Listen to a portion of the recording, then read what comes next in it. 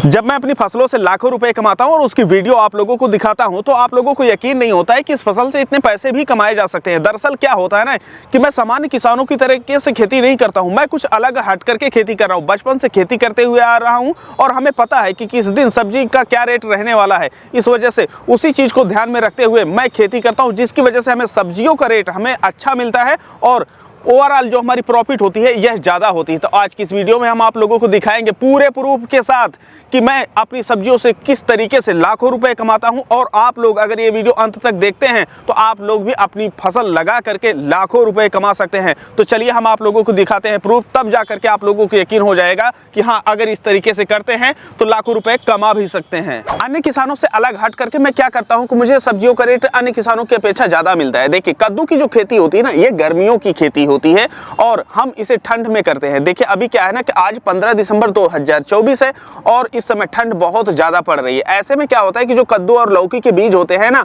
अगर इनको आप उगाने की कोशिश करेंगे तो यह उगते नहीं है, जिसकी वजह से एक सामान्य किसान क्या करेगा कि फरवरी में जाकर के इसकी बुआई करेगा और मार्च के अंत में अप्रैल के प्रथम सप्ताह में वह उत्पादन लेना शुरू करेगा। तब तक सभी किसानों की सब्जियां बाजार में आ जाती हैं, जिसकी वजह से उन्हें जो रेट होता है सही नहीं मिलता है। लेकिन अभी क्या है ना कि हम जमाव कर दिए हैं और ये जो हमारा जमाव हो गया है ना, इसकी वजह से जब एक किसान बुआई करेगा ना, तब हमारे कद्दू और लौकी तोड़ाई होकर के बाजार में जाना शुरू हो जाएंगे, जिसकी वजह से बाजार में जो रेट हमें मिलेगा यह अच्छा रेट मिलेगा। आगे बढ़ने से पहले एक चीज हम आप लोगों को बताते चले कि आज हम आप लोगों को बताए हैं कि 15 दिसंबर 2024 है ना, और आज का जो तापमान है हम यहाँ पर आप लोगों को दिखा देना चाहेंगे कि जो मौके पे तापमान है, जब हम वीडियो शूट कर रहे हैं 18 डिग्री सेल्सियस है। अधिकतम तापमान जो गया है यह 23 डिग्री सेल्सियस गया है और सबसे मिनिमम सबसे कम तापमान 7 डिग्री सेल्सियस है। और ऐसे में जो बीज होते हैं ना, ये उगते नहीं है, उनके लिए हम स्पेशल कंडीशन बना देते हैं, जिसकी वजह से बीज उगते हैं और जो हमारी फसल है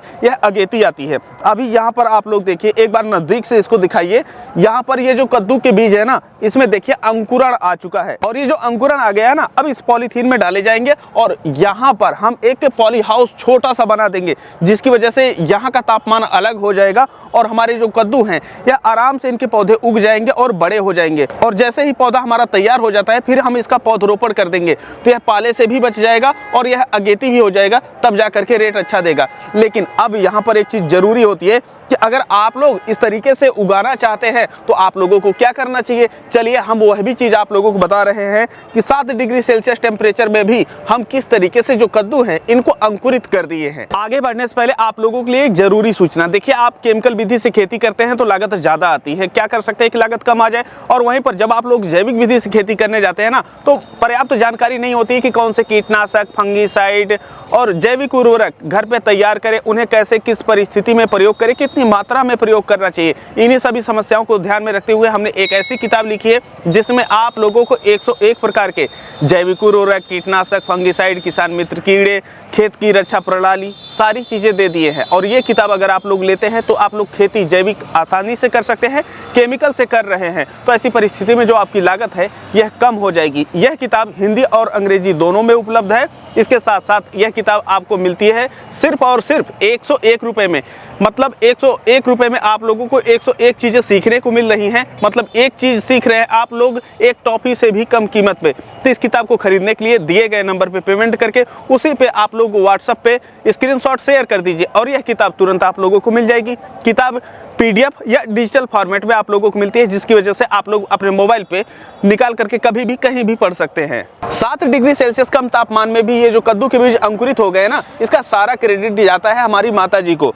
अब उन्होंने एक ऐसी विधि विकसित की है जिसकी वजह से 7 डिग्री सेल्सियस कम तापमान में भी ये जो बीज हैं ये अंकुरित हो जाते हैं। तो चलिए हम आप लोगों को दिखाते हैं कि किस तरीके से इस बीजों को अंकुरित किया जाता है। 7 डिग्री सेल्सियस कम तापमान में भी उगाने के लिए आपको क्या करने चाहिए। देखिए, सबसे पहले आप लोगों को जो आपकी कद्दू की बीज है उसको ले लेना है और इसके साथ साथ आप लोगों को लेना है वर्मी कंपोस्ट और अपने खेत की मिट्टी।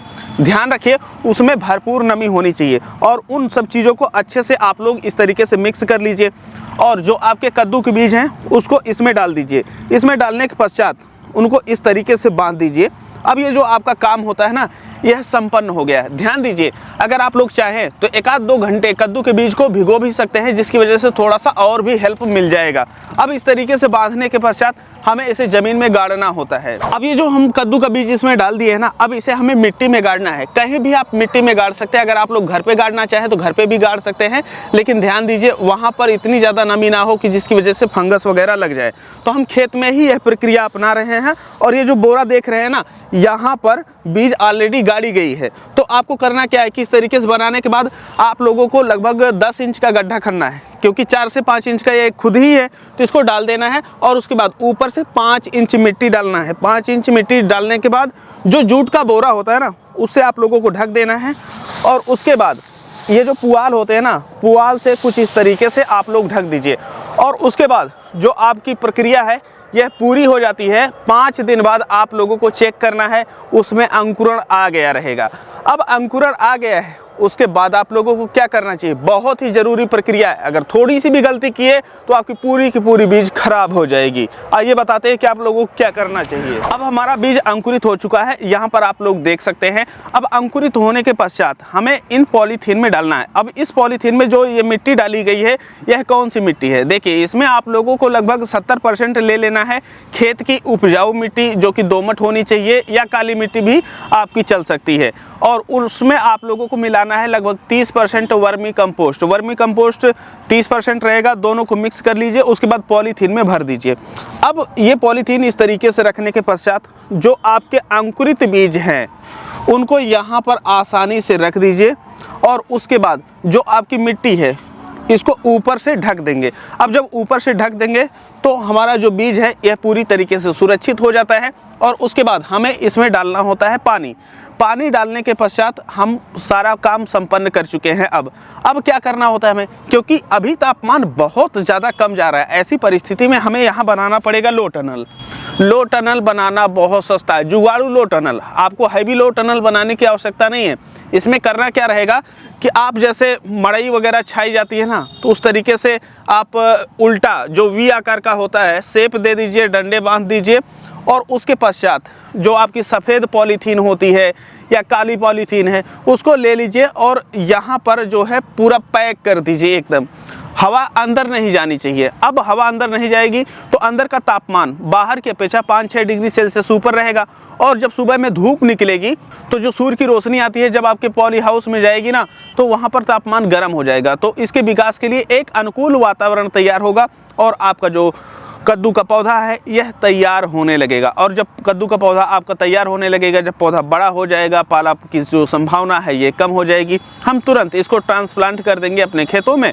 और जैसे ही हमारा फरवरी का फर्स्ट वीक आता है, इसमें हम देखेंगे कि जो फूल है यह आने लगते हैं और हमारा फल सबसे पहले मार्केट में आ जाता है। तो इस तरीके से हम खेती करते हैं, तभी जा करके हमें अपनी खेतियों में अच्छा प्रॉफिट होता है।